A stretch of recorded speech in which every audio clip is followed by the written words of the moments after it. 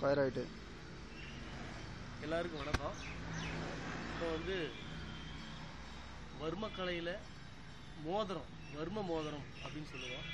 இந்த வர்ம மோதிரத்தை வச்சு எப்படி தாக்குதல் நடத்துறது அப்படிங்கிறத உங்களுக்கு நான் காட்டுறேன். பாருங்கள். ஃபஸ்ட்டு இந்த வர்ம மோதிரம் எப்படி இருக்குன்னு பாருங்கள். இதை வந்து இப்படி தான் கையில் போடணும். இப்படி கையில் போட்டுக்கணும். இதன் மூலமாக நம்ம ஒரு இடத்த தாக்க போகிறோம். அது எந்த இடம் அப்படிங்கிறத காட்டுற பாருங்கள். இப்போ நீங்கள் பக்கத்தில் தான் இடம் கிளியராக தெரியும் பாருங்கள். இந்த மார்பினுடைய இந்த காம்புக்கு மேலே 2 விரலுக்கு மேலே இருக்கக்கூடிய வர்மம் கொம்பு குத்தி காலம் அப்படின்னு சொல்லுவோம். இந்த 2 விரலுக்கு மேலே இருக்கக்கூடிய வர்மம் கொம்பு குத்தி காலம். 2 இடத்துலையுமே இது இருக்குது.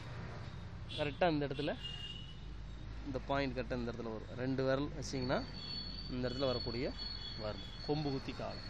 இந்த கொம்பு குத்தி காலத்தில் நாம் எப்படி இந்த மோதிரத்து மூலமாக தாக்குதல் நடத்துறங்கிறத நான் லேசாக தான் காட்ட முடியும். ஏன்னா ரொம்ப ஃபோர்ஸாக காட்டினா பிரச்சனை வரும். இந்த இடத்துல அடிபட்டால் உடனே குளிரும் ஜன்னியும் மயக்கமும் சம்பவிக்கும். 3 நாளுக்குள்ளே ஆளை காப்பாற்ற முடியல, ஆளை வந்து எழுப்ப முடியலனா அவன் வந்து மரணத்தை சம்பவிச்சிருவான். அதனால் வந்து அதுக்குள்ளே நான் 3 நாளுக்குள்ளே எழுப்பிட்டுருவோம்.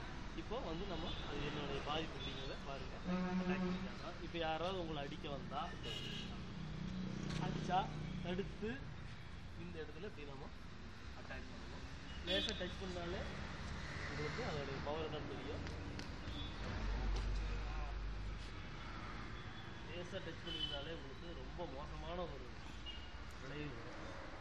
அந்தளவுக்கு ஒரு மோசமான ஒரு லேசாக டச் பண்ணாலே போதும். எப்படி இருக்குது? ரொம்ப மோசம்.